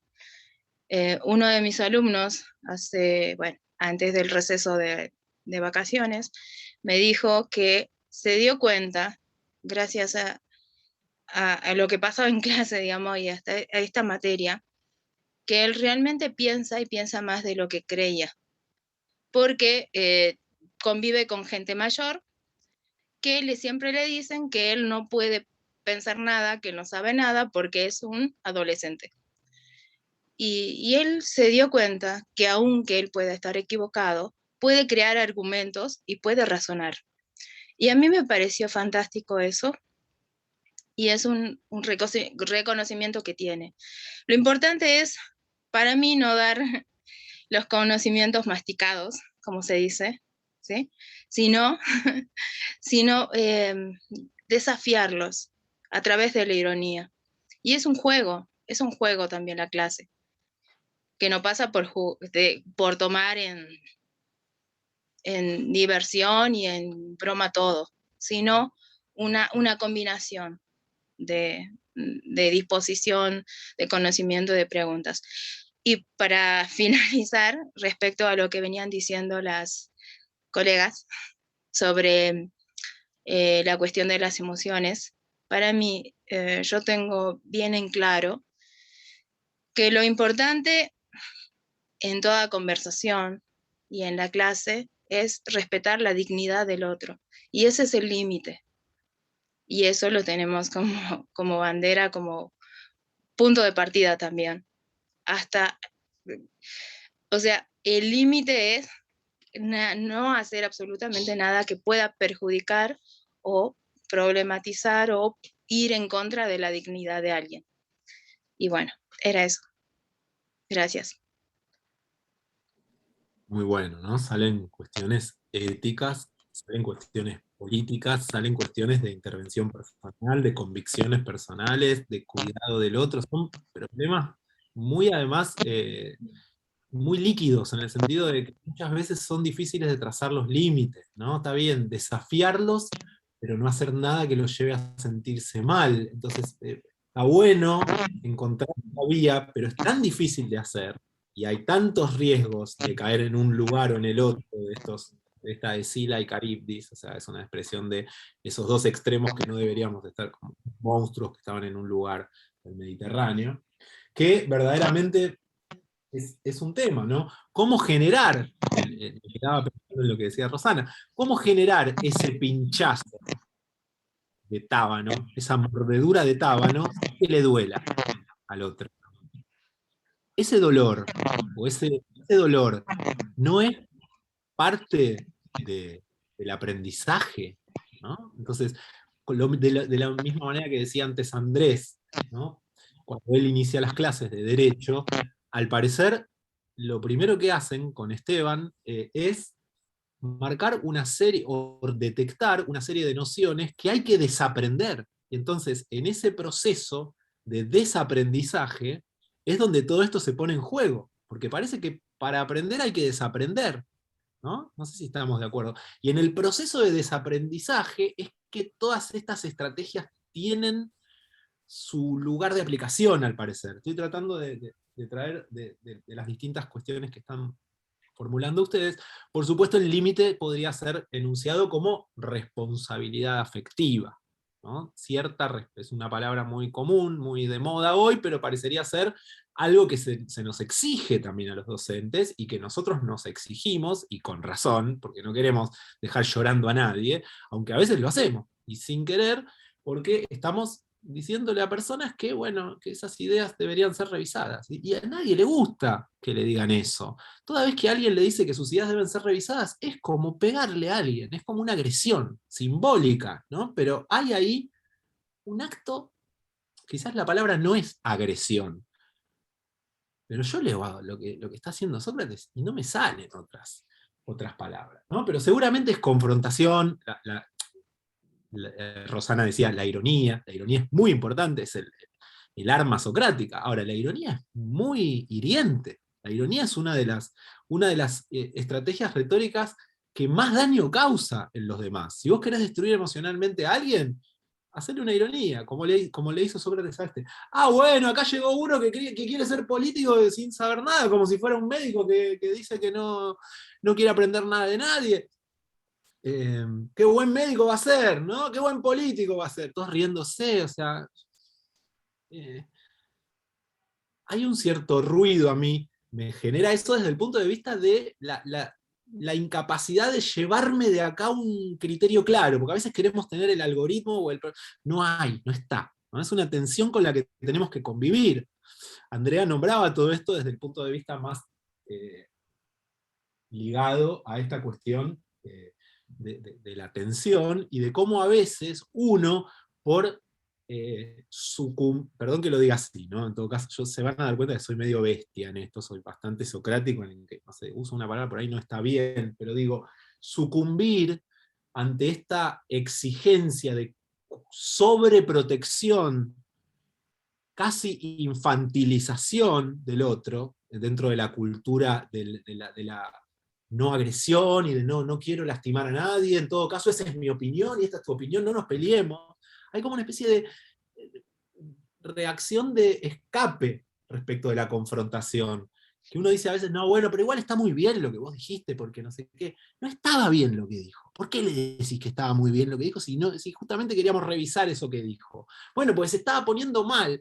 Bueno, cosas que pasan, ¿no? ¿Y cómo hago una cosa sin hacer la otra? Ese es el problema. Parece que en la formación hay deformación, ¿no? En la construcción hay destrucción, decía antes muy bien B, ¿no? ¿Cómo hacemos esto de destruir y construir de una manera que, bueno, decime cómo es, ¿no? Que termine esto con la receta? Bueno, justamente por eso no es un método esto.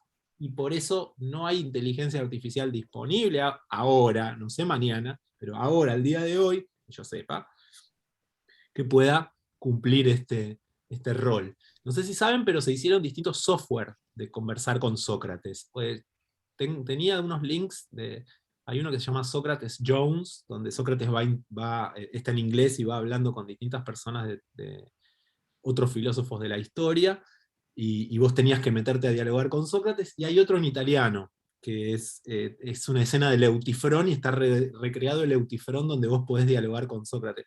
Ahora, no terminan de funcionar bien esos software, ¿no? Es como que además estuvieron hechos más, no sé, más en los 90, son viejos. Me gustaría ver alguna inteligencia artificial hoy que trate de hacer de Sócrates, a ver si se puede, a ver si puede una máquina programada por alguien hacer lo mismo que hace Sócrates con la misma eficacia. ¿Qué más tenemos? Hay mucho más, pero a ver si alguien más quiere decir, o alguien de los que ya hablaron agregar algo, por supuesto, todo es posible. No. Marta, te escuchamos. Bueno, yo quería un poco lo que venías diciendo vos en esa misma línea, me quedé pensando esto de el método, la propuesta de Sócrates, esta cuestión de exhortar, ¿no?, hacia al otro para llevarlo y para que alcance estas verdades que de alguna manera buscaba, esto de parir la verdad y demás, que vos lo planteás como, bueno, eres un poco fuerte.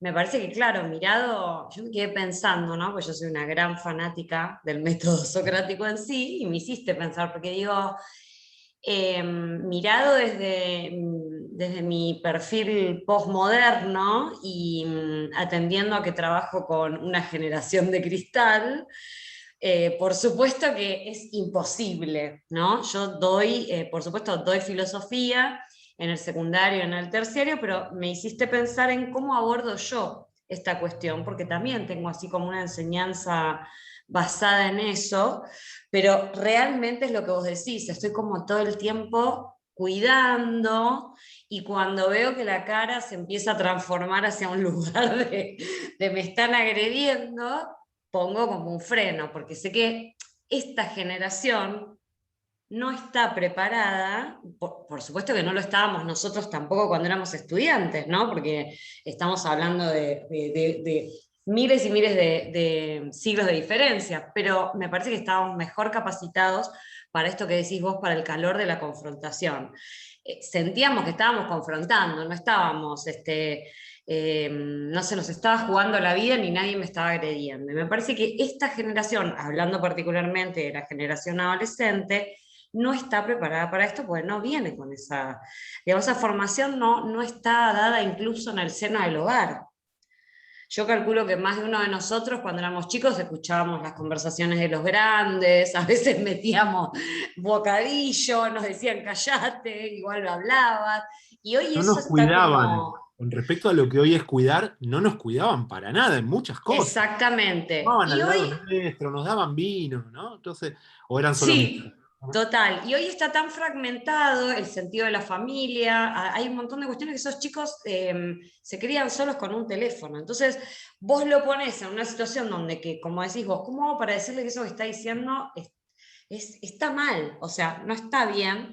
Y la verdad es que tenés que apelar a un montón de otras habilidades. A nosotros como docentes me parece que también nos desafía, ¿no? Tener que buscar un recurso amoroso para decirte, hoy me pasó la mañana con pibes de tercer año de un profesorado, decirles, no, mirá, estás al horno, no leíste, flaco, y no le podía decir eso.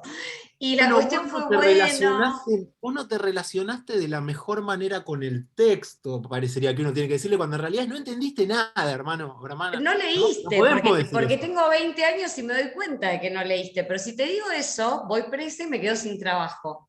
O sea que mejor te digo, es una buena oportunidad volver a transitar la lectura, el contacto, y vos decís, después decís, Dios mío, hasta la rectora nos dijo, la verdad que estuvieron muy amorosas, pero me quedé pensando en justo lo que vos decís, y a la hora de enseñar es igual, uno tiene que como que articular ciertas habilidades amorosas y afectivas para que el otro no se sienta mal. Lo que me quedo, digamos, lo que me quedo pensando con esto que decís vos es cuántas veces, siendo amorosa, cerré la clase, me fui y dije, qué buena oportunidad perdí o perdió ese adolescente o ese alumno en formación en un profesorado de revisarse a sí mismo y de pensarse a sí mismo y poder cambiar, ¿no?, esa lógica en la que está metido y cree que por donde va bien, ¿no? Me parece que ahí hay una pérdida bastante grande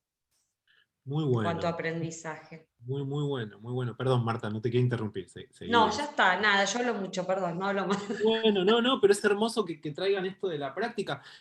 Para ponerle un nombre político, estamos discutiendo la autoridad del docente, ¿no? Y Total, esto de sí, la sí está desdibujado. autoridad, hay una cuestión de autorización, como sabemos, hay una cuestión de límites de esa autoridad, porque nos interesa Occidente todavía, si es que esa palabra tiene algún sentido todavía, y, y hacernos cargo de que esto es algo totalmente antinatural. Como decía el propio Sócrates, nadie espontáneamente se puede formar. La formación es contra natura. A ver si se Total. entiende.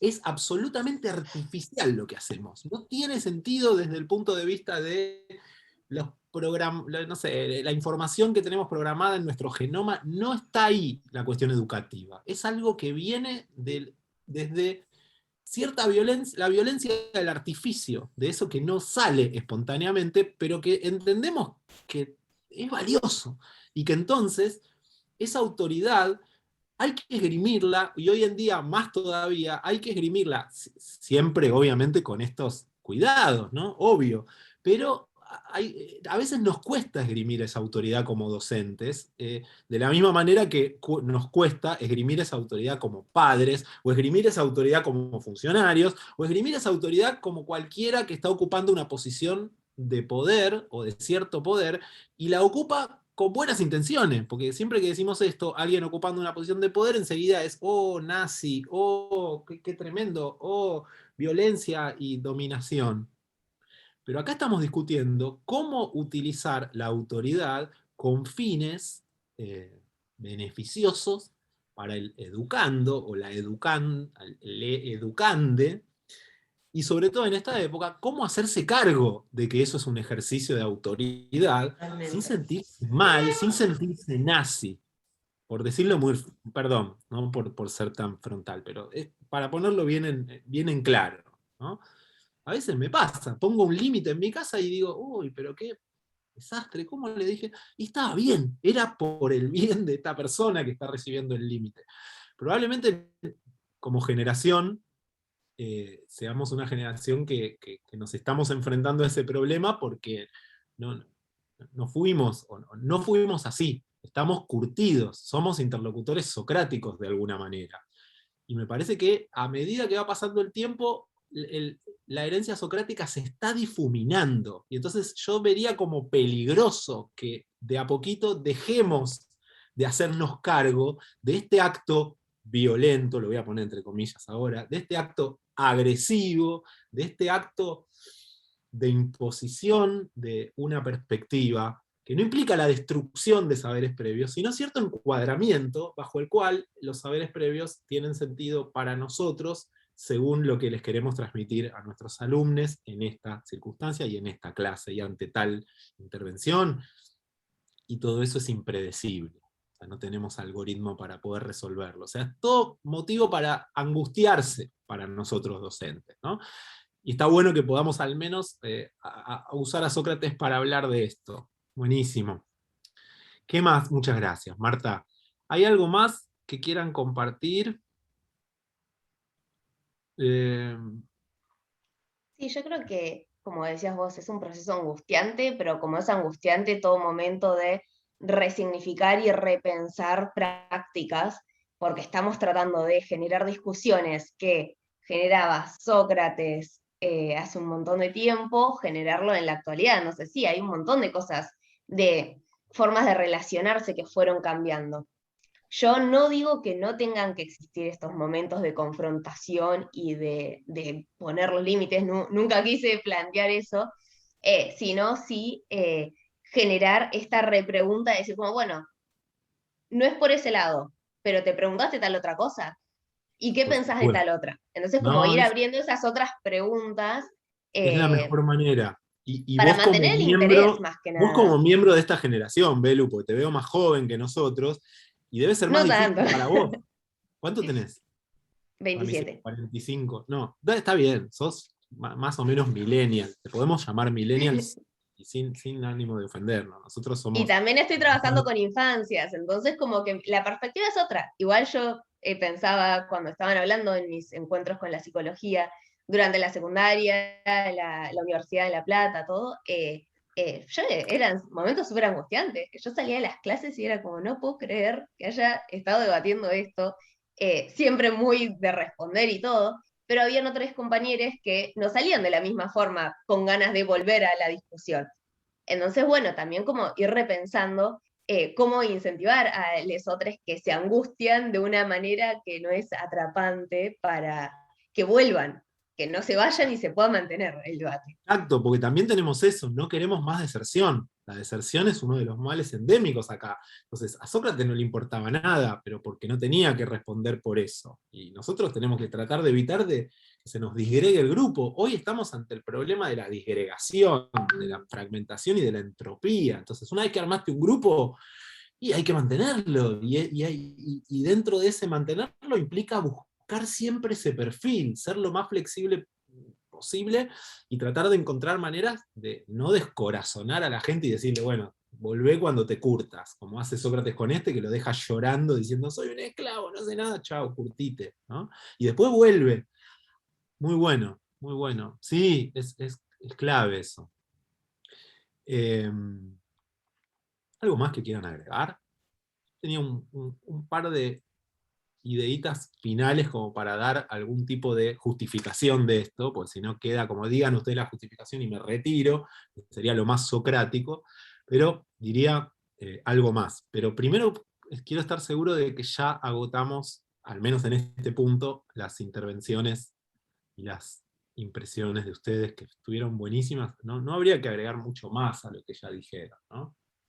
Sobre todo en lo que tiene que ver con las nociones que usaron, que son todas, me las llevo acá para incluso mejorar esto, si es que alguna vez me pasa de tener que hacer algo parecido a esto digo, muy buenas las palabras, muy buenos los conceptos y muy las experiencias, como siempre, muy enriquecedoras. Virtud 1 de esta violencia, entre comillas, y de esta agresión y de este momento despreciable, injustificable, incorrecto, política, ética y afectivamente incorrecto desde el punto de vista epocal.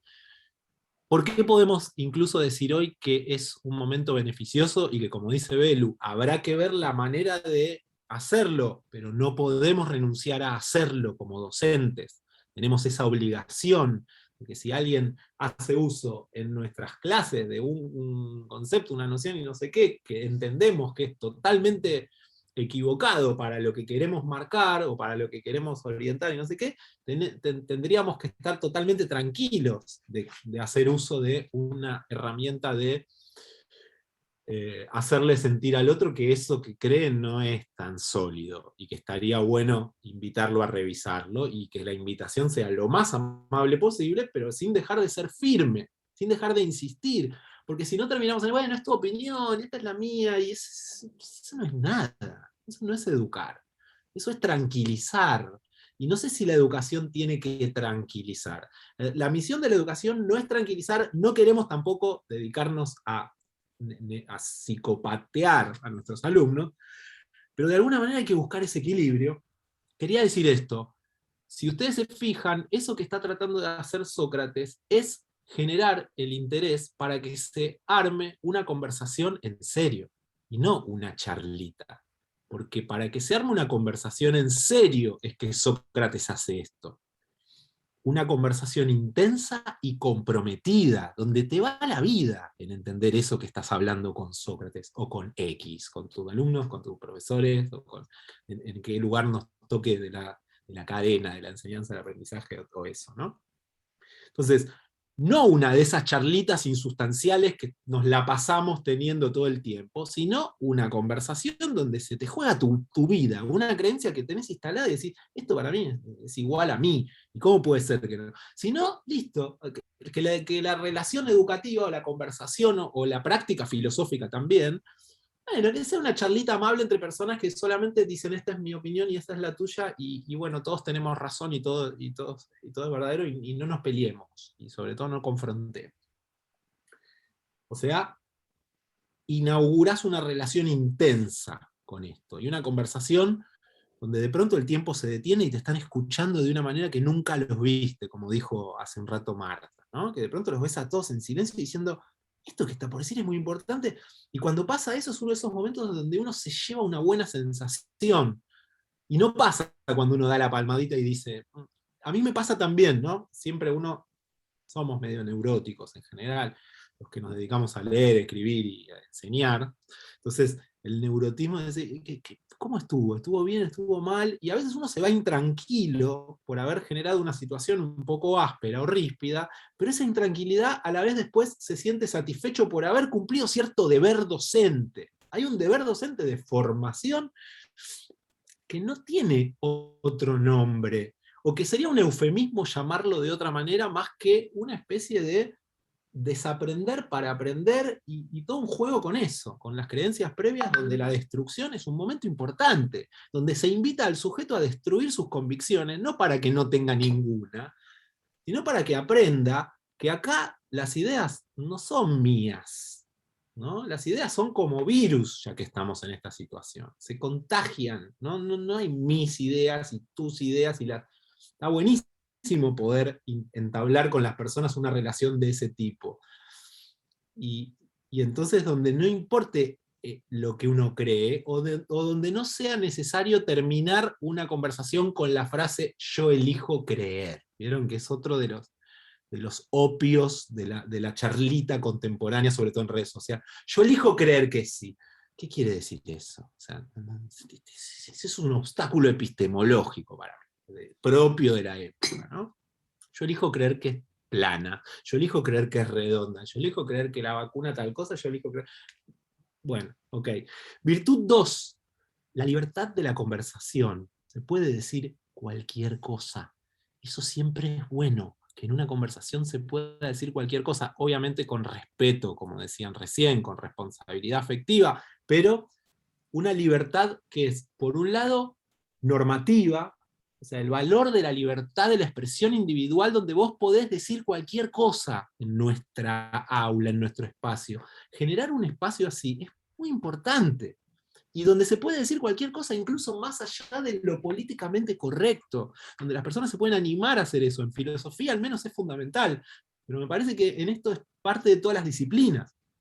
Cuando dejamos el temita del contenido concreto, no sé, contenido conceptual concreto, aparece, bueno, ¿y esto con qué se come? ¿No? ¿Y esto en la vida cotidiana qué hago con esta idea? ¿No? La Revolución Francesa, la Reforma Protestante, no sé qué estás enseñando, ¿no? El teorema de Pitágoras o lo que sea, en cualquier momento estas cuestiones aparecen. Y después, desde el punto de vista de que lo que importa en esta relación no es tanto el resultado, el contenido o lo que yo te estoy enseñando, sino sobre todo el proceso por el cual vamos revisando una búsqueda que no está orientada a encontrar una respuesta rápida, sino que parte de una especie de búsqueda problemática, ¿no? Todo esto es parte de la filosofía socrática, es un filósofo sin filosofía. ¿Cuáles eran las ideas de Sócrates? No sé, no tenía ninguna idea propia, era una máquina montaba una especie de teatro de validación o invalidación de ideas de otras personas. Él era un cuerpo estéril, decía. A mí no se me ocurren ideas, pero me gusta revisar las ideas de todos los demás, ¿no? Bien, esto es algo que está bueno que se genere, ¿no? Esa libertad, o entrenarlos en esa libertad, sobre todo, como decía antes Marta, la generación de cristal, que no estemos tan entre algodones para hablar entre nosotros a veces. Eso para mí es una enseñanza muy fuerte, sobre todo con adolescentes. Ahí hay que ver en qué nivel te moves, pero...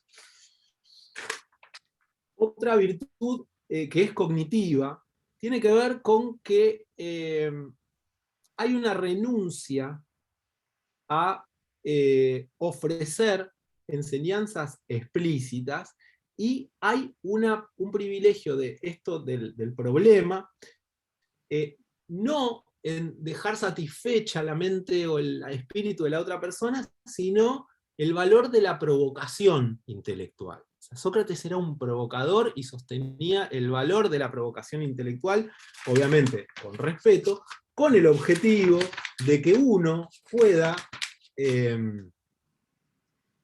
revisar y encuadrar esas creencias que tenía desde otro punto de vista, y en ese sentido sí sería emancipador.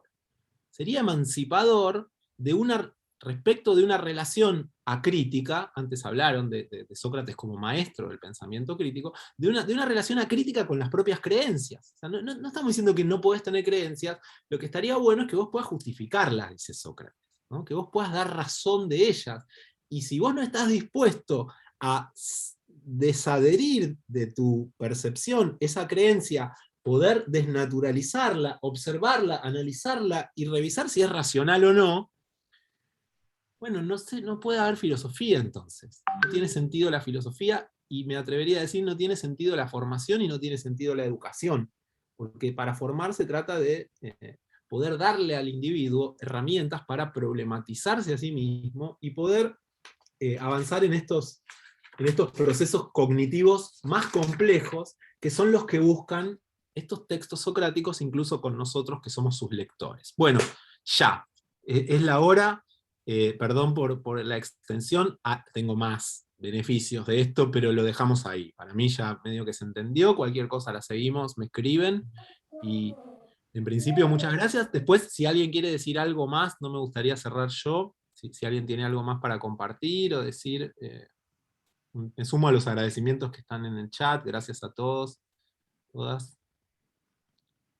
¿Algo más que quieran agregar? Bueno, yo te doy gracias, Gabriel, y la pregunta que te quiero hacer no tiene directamente en relación con el tema, pero sí, vos empezaste con un poema de Borges. ¿Está en el link que vos pasaste? ¿O cuál es el título? Sí, no puse el título, pero está en el texto que les puse, está el poema sin el título. El título es El Principio. El Principio. O el Bueno. Comienzo. No me acuerdo si era el comienzo o el principio, pero es así. Está, bueno, no, pero el texto está. Eso es lo que Está en el porque libro la verdad es que me Atlas. gustó mucho. Sí, sí, es re lindo. Está en el libro Atlas de 1984. Es uno de los últimos poemas que escribió. Bien, bueno, muchas gracias. Por favor, gracias. Bueno, si no hay más, nuevamente agradecerles. Esperemos que haya servido para mover un par de ideas y percepciones, que me parece que sí, y sobre todo a mí me sirvió muchísimo. Así que muchas gracias en general, en amplio, así a todo este dispositivo tan lindo que han armado. Andrea, gracias a la UNIPE, y Gracias a obviamente a ustedes. ustedes por la gentileza, la participación y la muy buena onda que han tenido. Así que seguimos en contacto si quieren, ahí les puse mi... Muchas gracias. Bueno, Chao, gracias. muchas gracias.